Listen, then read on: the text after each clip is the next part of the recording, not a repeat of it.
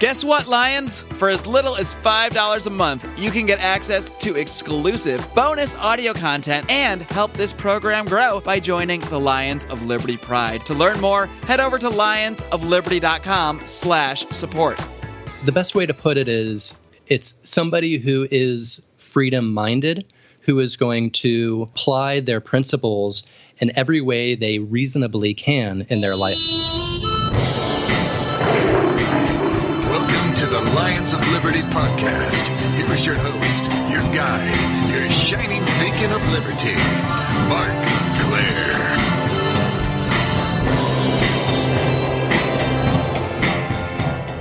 Welcome back, you little Liberty kitties.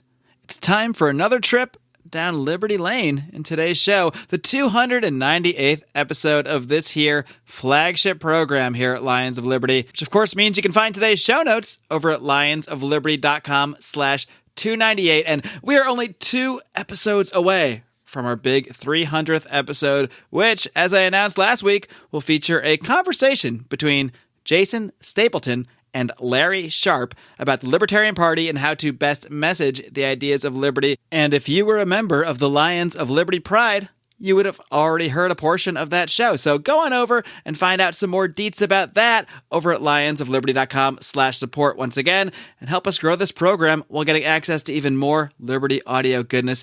It's a win-win for everybody, really. And you know what else is a winning combination? That's liberty and beer. And if you're a regular listener of this show, you know that not only do we like to talk liberty around here, but we also enjoy an adult beverage or two now and again. And that's why today's guest is such a perfect tie-in, because he is the co-founder and CEO of the new Agorist Brewing Company, a home brewery that's on its way to transforming into a real live brick-and-mortar brewery, just a hop and a skip down the 405 in Anaheim, just south of my home here in sunny Los Angeles. I am pleased to welcome in Alexander Meyer. Alex, are you ready to roar? Let's do this. All right, let's do this indeed. And as I mentioned, we're going to talk more about your little entrepreneurial boozy adventure here in just a minute. But I didn't bring you on the show just because you're some guy who started a brewery. There's plenty of those. As astute listeners might notice from the name of the brewery, this endeavor does have an libertarian angle to it. So why don't we start there? Why don't you start off just telling us how you first became interested in the ideas of liberty? Well, I think I was really fortunate that I grew up in a sort of libertarian-leaning household. My dad was, let's call it a conservatarian for as long as I can remember, much more on the libertarian side, but, being politically minded, tended to, go towards the Republicans because they could actually get elected at that point in time. So, I had a lot of that knowledge of history and, the Constitution and all of that. That was a core belief in my household. And then as I got older, got into philosophy and entrepreneurship, and sort of led me down the road to where I started reading about Austrian economics and found Ron Paul, and from there found Rothbard and Mises and all of that. And we've heard the tale before, because almost every guest I have on the show either mentions Ron Paul or Ayn Rand. I'd say probably 98%, and then they sort of get led down a path from there. Now, one of the guys that mentioned Ayn Rand is actually a guy you're familiar with, because he's a big proponent of beer, and it's associated with freedom, and that's Matt Kibbe. And I know you actually have up on your website a little picture of Matt Kibbe with the phrase that he's used in one of his videos before, and that is, beer is freedom. So why don't we try to make this connection right now? What is the connection between beer and freedom, or just the ideas of liberty in general? Well, I'd like to even go maybe a little further back. Let's go much further back. Let's keep going. I like to dig here. So I like to say that beer is the source, savior, and spirit of civilization. If it weren't for beer, then human civilization would not be where it is today. It is the force that got us to lay down roots and establish, agriculture. It was the staple food that got us through, plague-stricken Europe and to the Age of Enlightenment, and it's embodied sort of that spirit of progress and innovation all along the way. And where I feel the freedom really starts to come into play is post-Prohibition. We saw that there was really only a handful of big breweries that were able to compete after they were all wiped out during Prohibition. And then in the 1970s, it was finally federally legalized that people could start to homebrew. And it wasn't until the regulations were more fully lifted, and there's still a ton of problematic regulations around it, but enough so that people could really start to follow the spirit of how beer advances society once again. And we started to see craft breweries pop up and new forms of beer and innovation come about. And I think that it really encapsulates the spirit of capitalism and free markets better than so many other areas where it's maybe a little bit more, there's a lot of negative connotations with a lot of big businesses, but craft beer is bringing it back to the people, where people have a good feeling about companies and corporations once again. There's a couple interesting tidbits I want to pick out of there. I mean, one is something I never really thought of before, but it kind of makes sense. Just thinking about the role that alcohol often plays in our own lives. When you mentioned how people used alcohol to sort of get through the plague and really tough times, and I kind of imagine if everybody's around me is dying, I might be inclined to go grab a beer. I might be inclined to grab an extra shot of whiskey. And that's really interesting, and I didn't really think about this, but I didn't realize home brews were actually banned even for home use, even to make beer for yourself until around the 70s.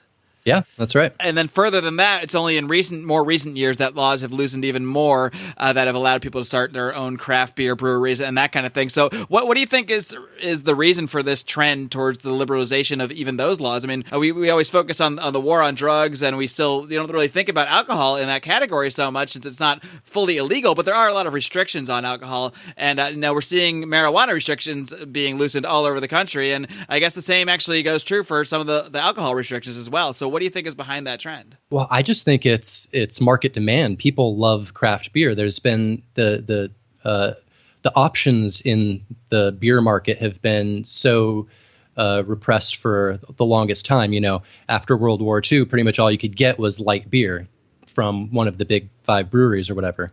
And then all the experimentation led to people, demanding higher quality product and more differentiation, from this commodity, let's say. And so as the market demand increases, we're seeing sort of a battle arise, I'd say. There's a battle between those that want to further liberalize the industry and make it as easy as possible to open new craft breweries and distribute. And then you're seeing AB InBevs and all of them that are seeing this as a threat to their hold on the market. So they are actively working with the beer lobby and everything to suppress these breweries mostly through the distribution laws. For instance, in Nevada, there's this big battle going on within the craft beer industry that is focused around this Assembly Bill AB 431 that was proposed by Assemblywoman Irene Bustamante Adams. And she was given thousands of dollars in campaign contributions from AB InBev. And, a result was this bill that would place a limit on how much beer craft breweries could manufacture to 20,000 barrels a year, and also places a limit on the amount of beer that they can sell out of their retail location to 2,000 barrels. But luckily, with a lot of pushback in the craft beer community, they managed to amend that bill, allowing for the production cap to be raised to 40,000 barrels, and also removed a limit on how many tasting rooms a brewery can have throughout the state. So there's a lot of these battles going on, and I think it's a perfect example of how this industry is showing that actually having less regulation allows for greater prosperity and allows for the industry to grow. But other states are winning, and luckily in California, we don't have that problem right now. Which is somewhat surprising because in many aspects, this is one of the most regulated states. It may be the most regulated state in the country. If not, it's pretty darn close in most aspects of business. So it's at least good that in this one area, California seems to be okay. Yeah, definitely. So, it really is a positive for us that we can self-distribute as much as we would like. And even taking it one step further, the reason why we are going to be locating our brewery in Anaheim is because Tom Tate, the mayor of Anaheim, is a free enterprise proponent, and he is also a craft beer fanatic. So he's made it his personal goal to turn Anaheim into the craft beer mecca, let's say, of Southern California. He wants to rival Portland. That's great, actually. I mean, especially for you. But it's great to have a mayor that really likes to drink because he's going to be pretty open to the opening of these establishments. So he's actively working to get more craft breweries in that region. Then, if he's trying to make it the next Portland.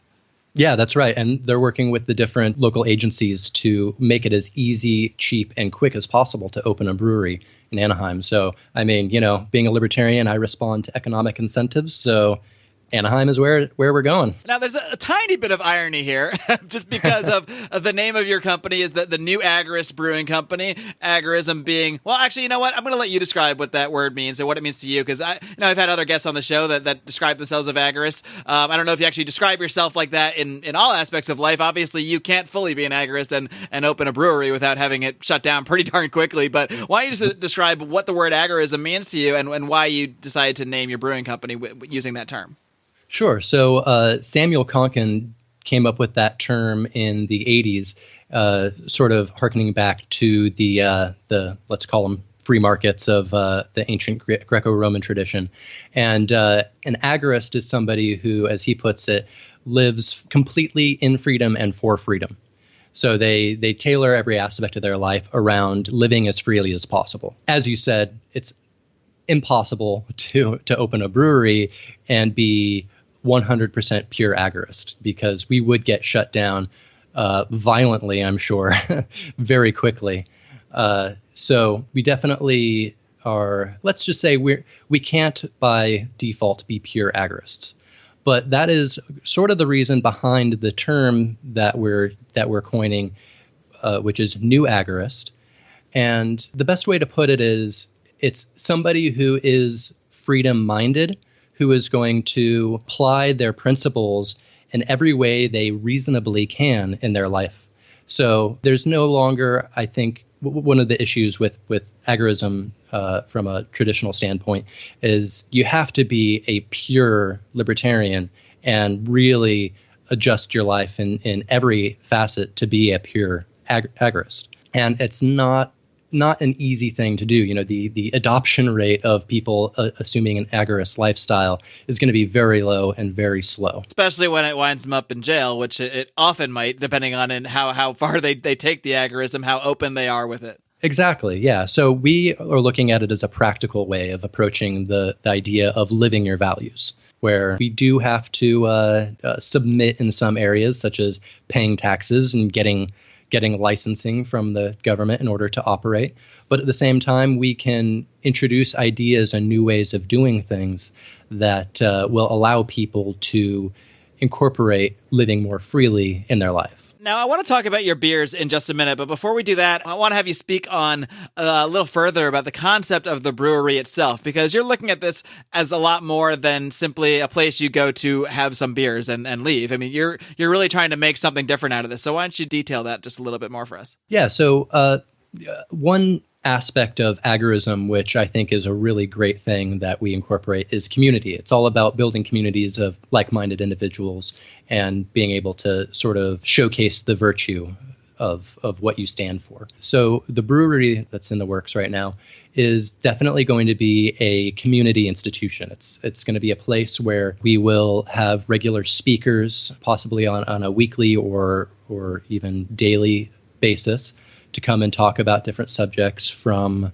entrepreneurship to cryptocurrencies to any number of things. And we're also going to be working with local entrepreneurs and innovators to help give them a platform to develop their ideas to, reach their goals. So you're really trying to work a bit of your politics. Obviously, it's right there in your name anyway, but into the actual operation of the brewery itself by holding events, by, I don't want to call it propaganda, but, by having libertarian ideas out there sort of in the context of the social gatherings that occur at the brewery. Exactly. And, I would hesitate to even say that we're going to be, outright libertarian and just have libertarian speakers.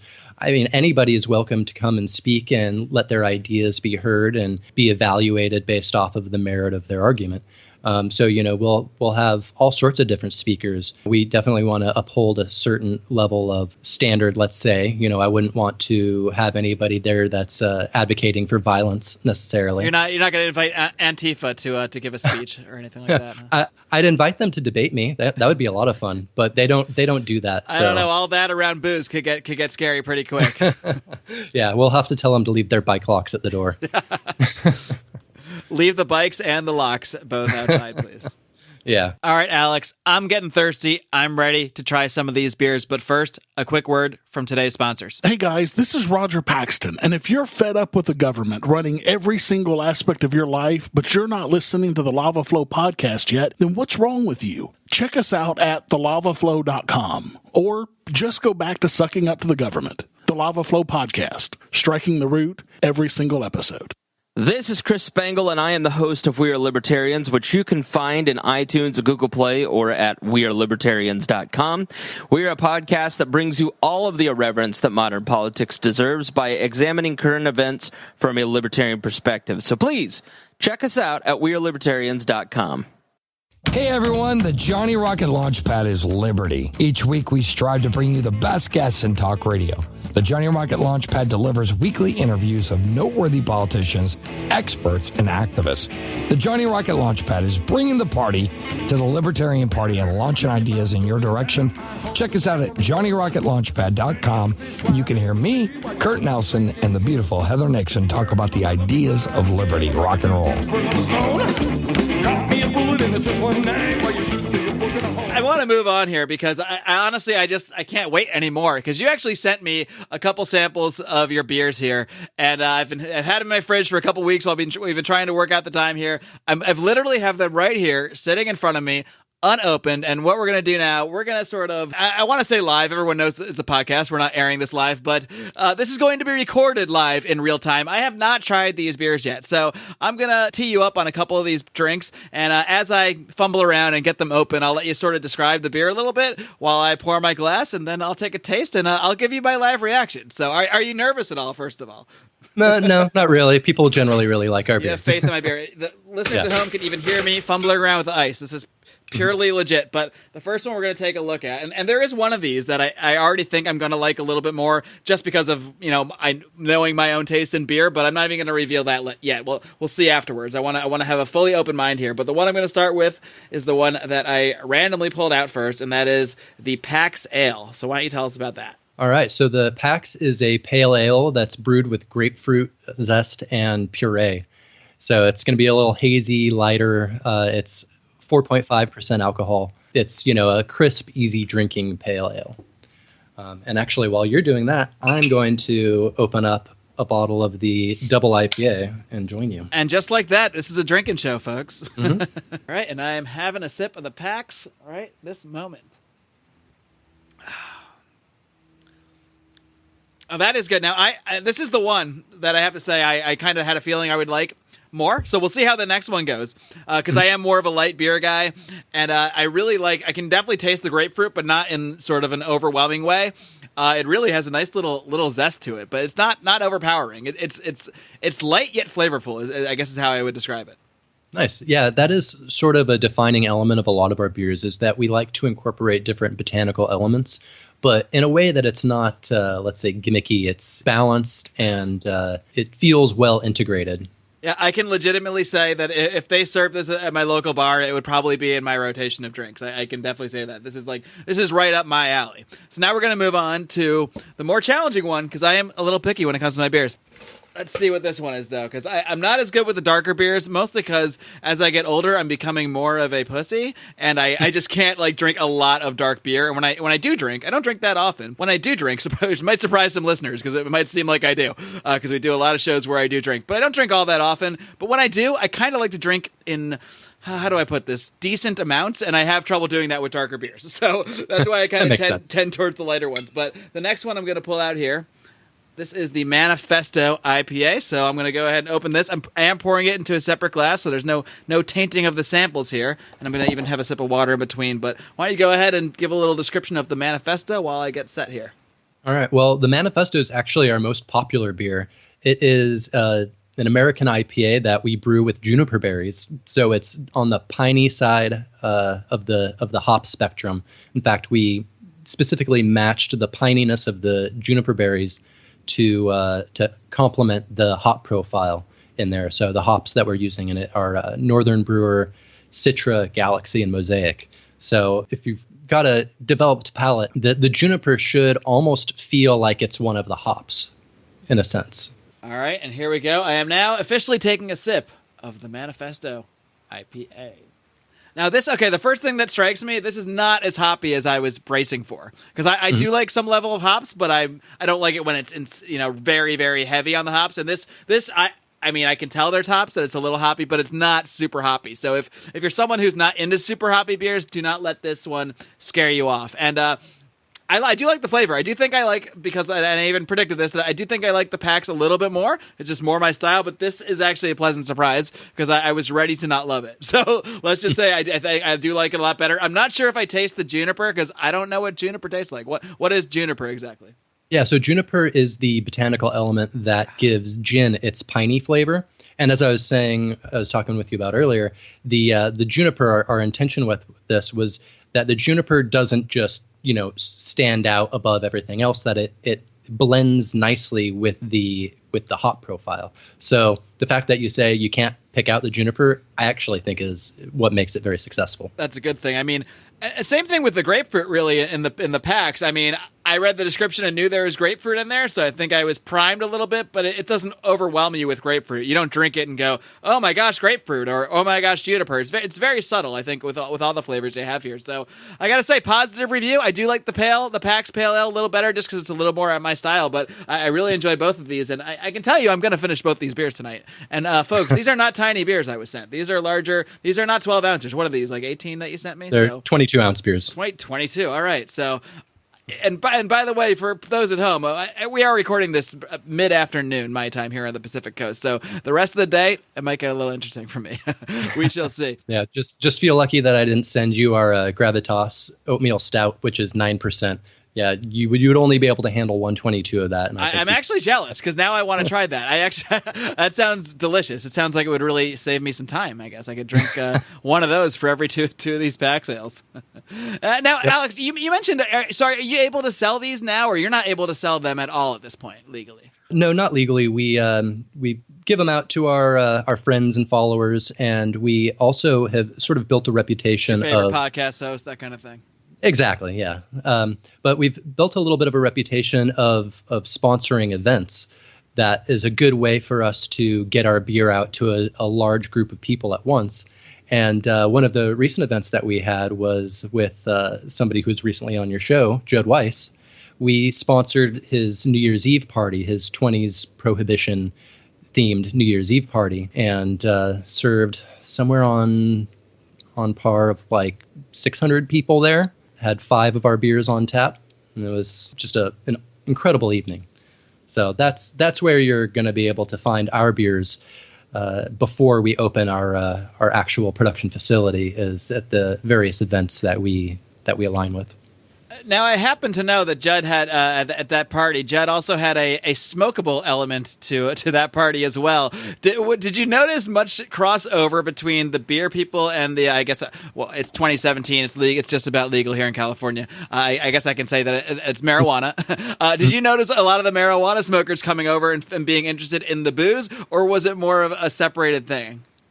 No, people were definitely, imbibing in both. There were certainly those that would prefer one over the other, but I think the thing about our beers is, unlike, let's say, Bud Light, where you have to drink 5 of them to get a buzz, with this, you sip on 2 over the course of a couple hours and you get a little buzz going, and you can pace yourself rather nicely. All right. Well, speaking of pacing yourself, you've been really pacing yourself and being really diligent in the formation of this as an actual business, the transformation from just a home brewery in your bathtub or wherever. I don't think that's where you actually make the beer, but that's what I like picturing because it reminds me of the Prohibition days. But no, I brew it in my toilet like I'm in prison. It's my hooch. There you go. No, just kidding. So, Alex, why don't you just tell us what is your game plan here? How do you plan to get the new Agorist Brewing Company all the way up and running? Well, we have a sort of a multifaceted plan laid out. We're starting by increasing our production capacity so that way we can go to market in Orange County and LA in the next few months. So you should hopefully be able to start finding our beers in local bars and restaurants, particularly ones that cater to the local craft beer market. We're also going to be hosting different pop-up events throughout Orange County and LA with special guest speakers and our beers on tap. So a good way to make sure you're in the know on all of our future events is to go to newagorist.com and sign up for our email list. But we have some even more exciting things planned for over the next few months. And one of which is we are going to be launching a crowdfunding campaign to help us be able to build our brewery and tasting room to the vision that we have in mind. So, for example, with the crowdfunding campaign, we are going to be doing it sort of on 2 tiers, where it's your standard crowdfunding campaign that you'll be able to get cool merchandise and pre-order beer. You'll also be able to do some really interesting things through this crowdfunding campaign, such as have a beer created for you. And what I mean by that is if you donate at the $5,000 level, we will bring you in on our recipe formulation meeting to create a beer to your taste based off of what you like. We will have you involved in the process of naming the beer, and you also get to help us out in brewing a full-size batch of beer that's your very own. When we have the release of that beer to the public, you'll be the guest of honor, and you'll get a full keg of your own beer as well. So, pretty fun, unique perk right there. But the other aspect of the crowdfunding campaign is we're actually going to be instituting an equity funding portion to it so that all of our fans and patrons and friends can actually own a piece of the brewery. And so we feel that between the sort of standard crowdfunding approach and also the equity crowdfunding approach, we should be able to reach our goal and create a really unique experience in the craft beer community that's unlike anything that I'm aware that's out there. Well, that's awesome stuff, man, and I really wish you the best of luck when you're able to launch that. Alex, before I let you go, why don't you just give everybody one more roundup of how they can find the new Agorist Brewing Company, how they can contact you, and make sure they get those updates for when that crowdfunding launches. Sure. So go to newagorist.com, and you can find our sign-up form on there, and we'll keep you in the know on all the happenings, whether it's our private events or our crowdfunding launch, what have you. And then keep in touch with us on social media. So, facebook.com/newagoristbrewery, and then Twitter and Instagram @newagoristbrews. Alexander Meyer of the New Agorist Brewing Company. Keep up the great work. And again, thanks for the beer, man. They were great. All right. Thanks. I'm glad you enjoyed them. All right. Take care, Alex. All right. Bye. All right, guys. I hope you enjoyed my conversation with Alexander Meyer of the New Agorist Brewing Company. Be sure to check that out and maybe consider investing in this libertarian venture. And he's looking for funding in a very libertarian way by putting it out there to the people. And I got to say, there are not that many perks to podcasting, to be honest. I love doing it. I enjoy the conversations. But as far as tangible perks, not that many. I get some free books from some authors. I get to talk to people that I've would normally not have conversations with, like Ron Paul. I mean, when else am I going to have a 15-minute phone call with Ron Paul, which you can hear by going over to lionsofliberty.com/200. If you haven't heard that episode, that was my 200th episode where I had Ron Paul on the show. Wonderful time. But point being, one great perk is that getting some free beers. It's one of the best perks I ever got for hosting a libertarian podcast is getting some free beers. So that was really cool. Big thanks to Alexander Meyer. But another great perk of hosting a podcast, probably maybe one of the best, is something that we've really only discovered in the last few months, and that's the ability to go out and help people. And thanks to the fine folks at DonorSee, Greg Glyer, he was a guest on this show who created that app. I will post the link to that interview in today's show notes at lionsofliberty.com/298. But, he's got an amazing app where people can directly donate to specific projects in other countries to really help people and to help them directly and see the results, most importantly. Now, we have teamed up, as I mentioned in the last few episodes, with a listener, Clint Rankin, who's created this group called Walk the Walk. I want you to go to Facebook right now. I know you're near some kind of device, whether it's your phone, whether it's computer, type Walk the Walk. There's both a group and a page. Like that stuff. And if you're not on Facebook, I get it. Understand. Go to walkthewalktofreedom.com. So there's really no excuse not to check this out. But each month or so, we're going to have a special project that we're trying to galvanize the liberty movement to support and fund. We're working in conjunction with some other podcasts. Johnny Rocket Launchpad is on board. We Are Libertarians, Lava Flow podcast, all friends of this show are all going to promote this stuff and try to get this funded. And last episode, just a week ago or so, I told you this project that we're funding this month was only 50% funded. And that was true. Now we're almost 75% funded in just a week. So my goal, what I want as a gift, I want you guys to gift me, but it's not really for me. It's for Esther, who's the subject of this project. For episode 300, before that episode drops on June 19th, I want this thing funded. We're going to get to 100%. And this project, again, is for Esther. Esther is living with HIV in Africa, and this project is going to pay for her medicine for a whole year.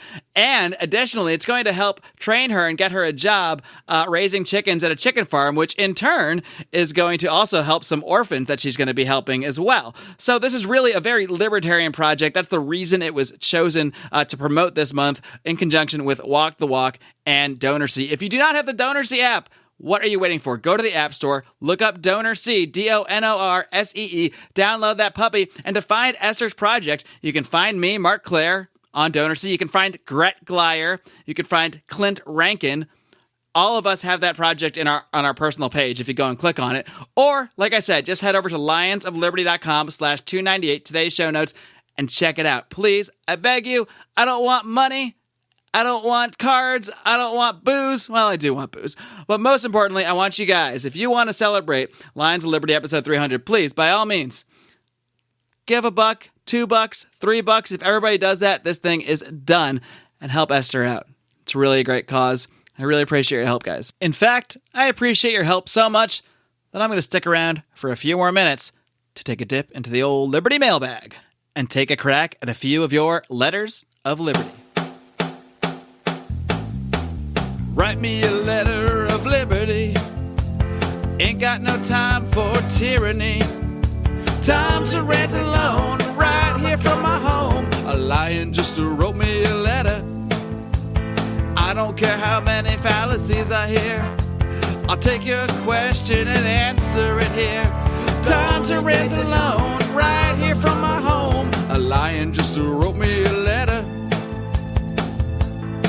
Well, you wrote me a letter, it's about liberty, and I'll answer it now. Listen to my words, they're about liberty, I'll explain the best I can. Roar. I had to bring that one back. It's been a while. It's been a while since you heard my terrible singing to intro the Letters of Liberty, but I still do love the Dan Smots jingles. If you haven't heard, by the way, Dan Smots, the originator of several of the jingles you've heard on this program, has a great podcast called The System Is Down. Talks about all sorts of crazy, wacky, weird stuff, conspiracy, religion, little politics. Be sure to check that out. But without further ado, it's time to dig into the Liberty mailbag. And the first letter I pull out comes from Nathan Vowell.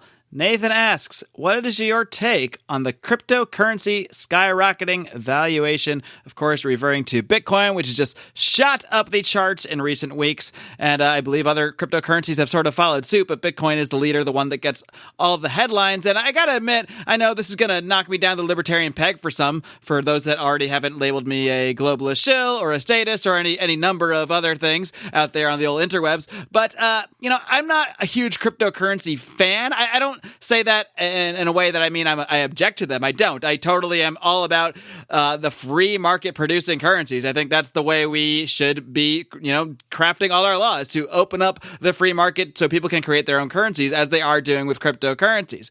So when I say I'm not a fan, I don't mean I'm not a fan of the concept of these things existing. I just mean I don't own any. I don't own Bitcoin. I don't follow this stuff that closely. I'm not a fan in that sense. And because to me, whenever I tried to look into Bitcoin and creating a wallet, and you might think I'm a dummy, but it was too complicated for me. It's more complicated than PayPal. It's more complicated than using my credit card. It's more complicated than buying gold for me.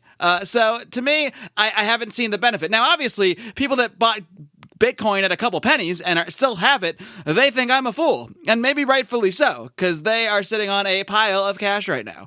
So I'm sure with any sort of mania, and I'm not saying it's just a mania or that, cryptocurrencies don't have a future. I believe this technology probably does have a future. I mean, it's really has proven that it has use, that it has a demand. So I certainly don't think it is has no value whatsoever. But I think it's very hard for us to judge that value.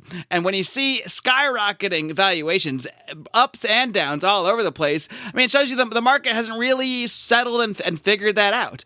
I think a lot of that is going to change in response to global crises, in response to the price of gold fluctuating, in response to the crisis of world currencies. And if you're someone who thinks you can predict those ebbs and flows, by all means, go for it. But in terms of investing in cryptocurrencies, and by the way, do not take financial advice from me. This is not financial advice. I'm not a financial advisor. Don't listen to a word I say. Please do your own research. This is the opinion of one man, and one man alone. But for me, it hasn't become to a point where I see cryptocurrency as either a worthwhile investment, or B, something that has practical application for the things I do in life.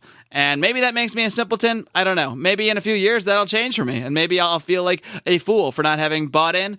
For now, I'm just going to hoard my cash and my gold and my bonds and my stocks and all that jazz. Next letter comes from Russell Lehman. Russell asks, if Seth Rich ends up being proven to be the DNC leaker, will we stop hearing about Russian collusion? If not, what will it take?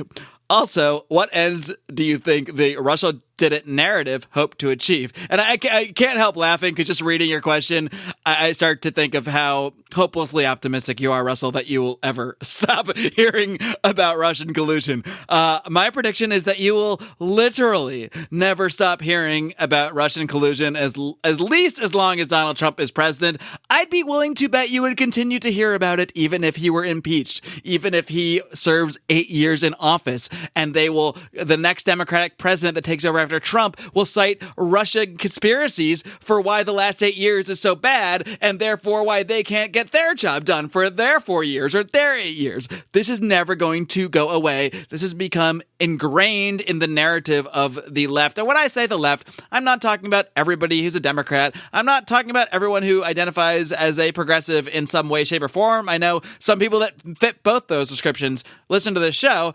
I'm talking about the left, the freaking actual scary left who cannot be reasoned with at all. And those are the people pushing this narrative to no end.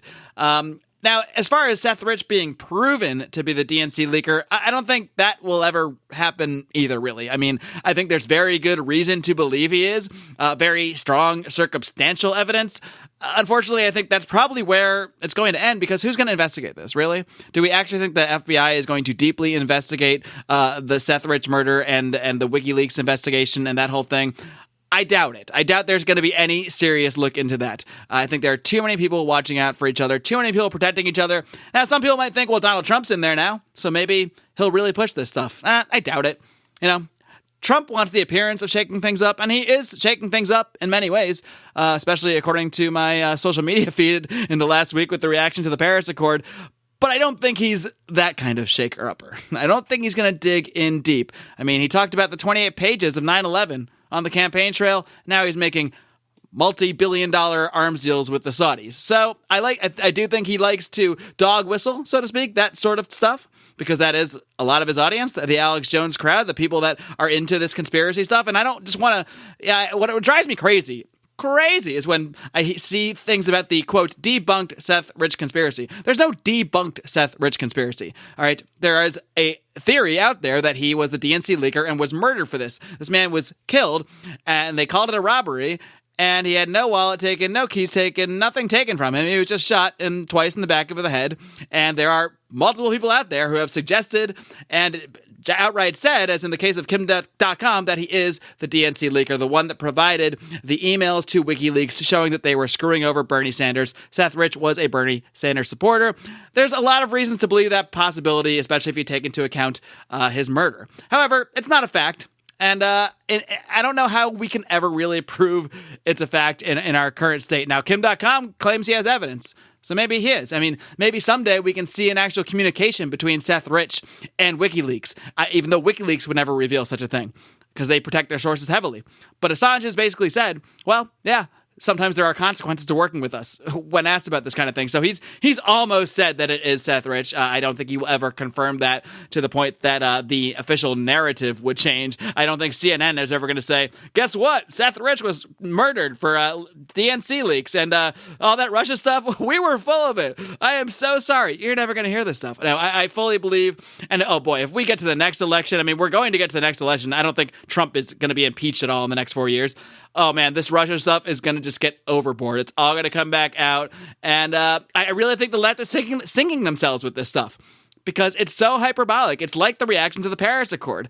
And I understand people firmly believe this stuff, but I'm sorry, I can't take people seriously that actually believe the world is going to end in 50 years because Trump pulled out of the Paris Agreement. That's absurd. That's nonsense. I know I'm getting off topic here, but that's the whole point of this segment. You want to hear me rant and rave in response to your questions. So here I go, a rantin' and a ravin'. End of the day, no, I don't think we'll ever have conclusive evidence about this stuff, at least not evidence that is officially accepted in the mainstream, although I think even at this point, there's enough suspicion to look into it further, and hopefully the right people can look into it further and at least shed some light for the public on this, if nothing else. Next up, Pride member Austin Broderson asks, what are your thoughts on the Confederate statues being removed? And of course, in Louisiana, I believe a Robert E. Lee statue, as well as the statues of several other Confederate leaders were removed. And this is a tough one. And I'm going to sort of dodge the question, but not really. It might seem like I am at first. Essentially, I have a couple views on it. I think it's kind of silly to just, scrub history and scrub important figures and simplify everything into good and evil. Now, a lot of Confederate leaders have a lot of history in that region.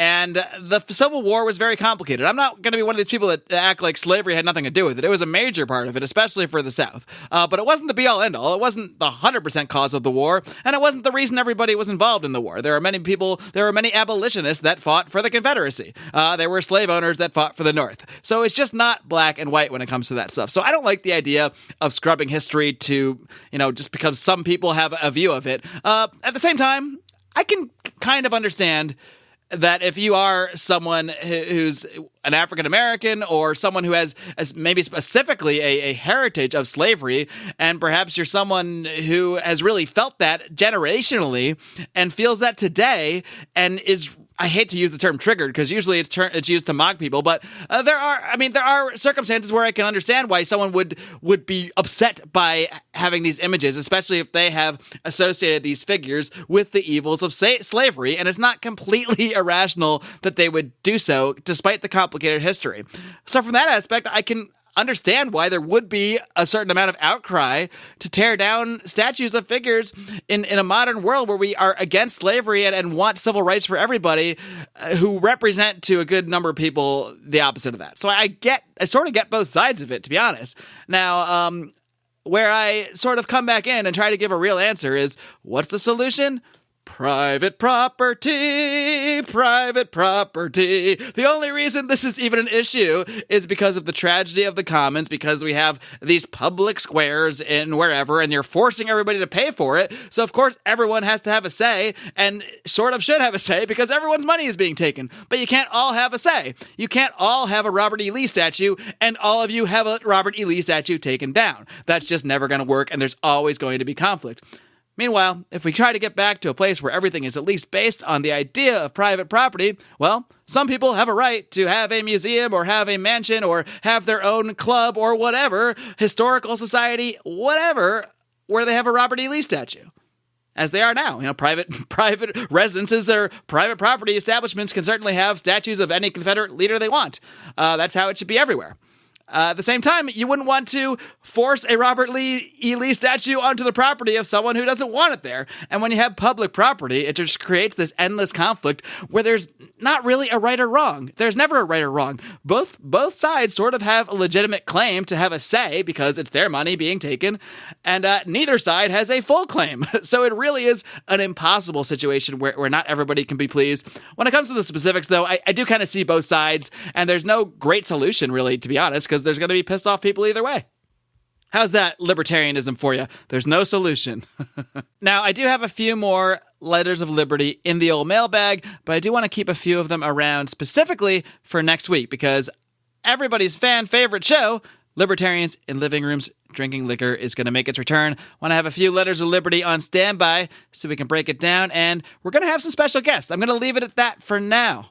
But a lot of you enjoyed when I had Johnny Adams and Remzo Martinez, two other podcast hosts, on to engage in the Liberty Libations. We're going to do something similar a week from now. Until next time, don't forget to check out all the other wonderful shows here on the Lions of Liberty podcast feed. This coming Wednesday, you've got Brian McWilliams with his weekly look at comedy, culture, and liberté on Electric Liberty Land. And then on Friday, John Odermatt returns once again with his weekly look at the broken criminal justice system with Felony Friday. It's always a blast here on Lions of Liberty. We got something for everybody, so why don't you tell a friend or two or 12 or 20 about it?